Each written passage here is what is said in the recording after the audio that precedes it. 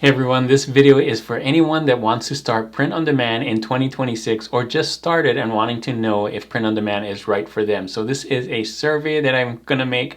It has 10 questions, and by answering these questions, you'll know at the end of it if print on demand is right for you. Should you be starting this in 2026? Should you keep going? And so on. My hope is that this is gonna be super helpful for you guys, so you know there's lots of different ways you can make money online. Print on demand is just one of them. So one more thing about this survey, it's going to be A, B, C, and write down what your answers are on a piece of paper. Go grab that right now. You can pause the video and figure out what answers you have. Answer for number 1, A, answer for number 2, B, and so on. So at the end, we're going to score it all up, and I'm going to tell you what these mean. All right, so question number 1. How long will you give POD before you will decide to stop? Now, this question is here because POD can take a long time, so this is to test how much patience you have, how long you will stick with it. A, I'm in it for 3 to 4 years. I know it will take time. B, if I'm not making $1,000 per month, after 6 months, I'm out. And C, if I don't see results in 30 days, I'll move on. So make sure to answer this honestly, because this will decide whether this is right for you. If you want money really quickly, print on demand probably isn't the thing for you because it can take a long time. Question number 2, which best describes your relationship with learning new tools? The reason I have this question in here is because print on demand is constantly changing. You're always having to learn new tools, not just AI, but other graphic tools and how to find things and everything. There's always new tools coming up, and that's because it's always changing. There's people that can figure out new things, and so that's why this question is in here. So A, I enjoy learning new tools and experimenting. B, I'll learn what I need if it's required. And C, I get overwhelmed by new software. Again, answer this honestly so we can figure out if print on demand is the right kind of business for you. Question number 3, how comfortable are you with uploading a lot of products? Now, this is the main thing you do as a print on demand seller. I guess you could hire people to do this, but in the beginning you're doing this, and the more you upload, the better chances you have of making more money. So you have to kind of be comfortable with uploading a lot. So A, I'm fine doing repetitive work. B, I can batch tasks occasionally. And C, repetition drains me. And if that's you, repetition drains you, print on demand may not be right for you, at least print on demand as a business. Question number 4, how do you respond to competition? Print on demand has a lot of competition. It's something that's growing, but it's also something that a lot of people want to do, and so you're competing with a lot of people on here. So A, competition motivates me to improve. B, I'll compete if I see a clear angle. And C, I avoid crowded spaces. Now, answer this correctly or honestly as well, and at the end we'll figure out if print on demand is right for you. So question number 5 is, how comfortable are you creating new designs on a regular basis? We have A, I enjoy creating regularly and can commit to new designs monthly. B, I can create batches when I have momentum. And C, I struggle to create consistently.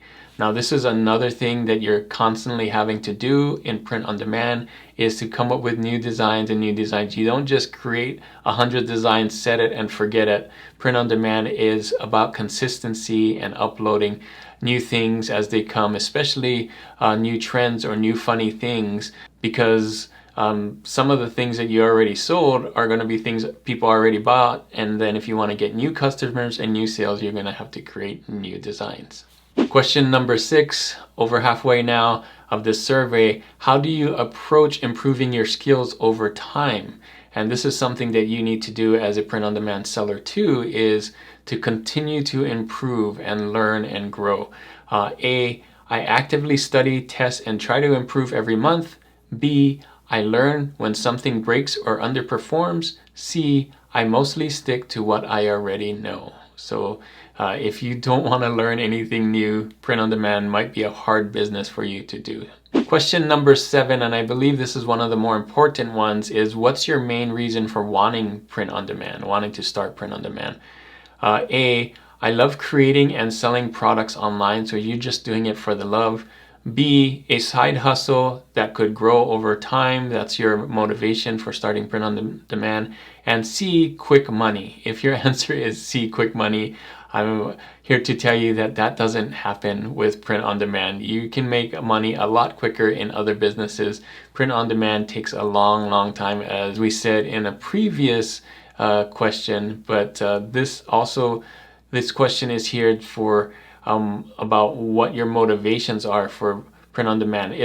Money is okay, but if you're doing it just for the money and you don't actually love what you're doing, it might be tough to keep going and have the motivation. Question number 8, how consistent can you realistically be? So think about this and how much work can you put into it? How much time can you put into it?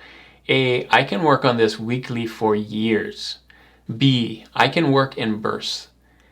C, my schedule is very unpredictable. Now, the reason I put this question in here is we have to be realistic on this. A lot of people get into print on demand and say, yeah, I can do this, but having a realistic goal, what your time constraints are and everything will really depend on what you can get accomplished with print on demand. Number 9, how do you feel about data and numbers? So I put this in because a lot of times you have to look at the data and the numbers to help you learn and know what to do next and where to pivot and what to do. So first, A, I like using data to make decisions. B, I'll check numbers occasionally. And C, I avoid analytics. A person that can really look at the data and make some decisions can really do well on print on demand, and it may be the right business for you if this is kind of the way that you're thinking. All right, the last question in this survey, when something stops working, what do you do? A, test new ideas and pivot. B, wait to see if it fixes itself. C, quit and move on to something else. Now, a lot of people don't continue with print on demand because once it gets hard, they quit. And if that's the type of person you are and you're always looking for the shiny new object, print on demand may not be the right business for you because it will take a lot of time and you may get bored or might leave when you're not seeing results right away. All right. Now, hopefully you have all of that written down, what you answered for all 1 through 10. You should have something like A, B, A, or whatever the combo is.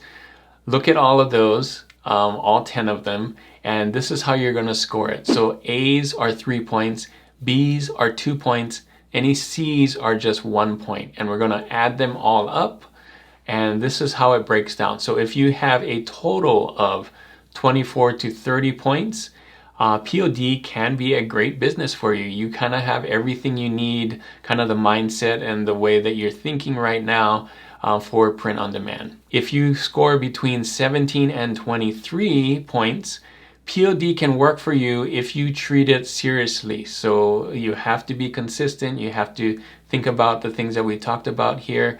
And I think it could work. It's not going to be a guarantee. It's definitely going to be a little harder for you if you're in this category. And lastly, if you only have 10 to 16 points, POD may be frustrating. You may want to do something else as a business. Now, it doesn't mean that you can't do POD. You probably will do POD kind of as a hobby on your own time and make a few dollars here and there. But if you want to treat it as a business, you're going to have to think about some of those things that we talked about that were A's in these questions. So go back and look at that. If you're very serious about doing POD as a business, then look at all the A answers. And if you're not answering it as A, you may want to look at a different business online to make money and do that as a side hustle or something else. There's lots of different places that you can make money online. POD is just one of them. I know it's a nice shiny thing and a lot of people want to get into it because we see a lot of people making lots of money with it, but the money doesn't come quickly, and if you're not 100% into it or know that it's going to take a long time or want to do designs or all the things that we talked about, the likelihood of you sticking with it to a point where you actually are going to make some money with it is going to be very, very low. So that's the hope of this survey, is to kind of give you a realistic view of what POD entails and what you're going to need as far as mindset and other things to make POD a good business for you in 2026.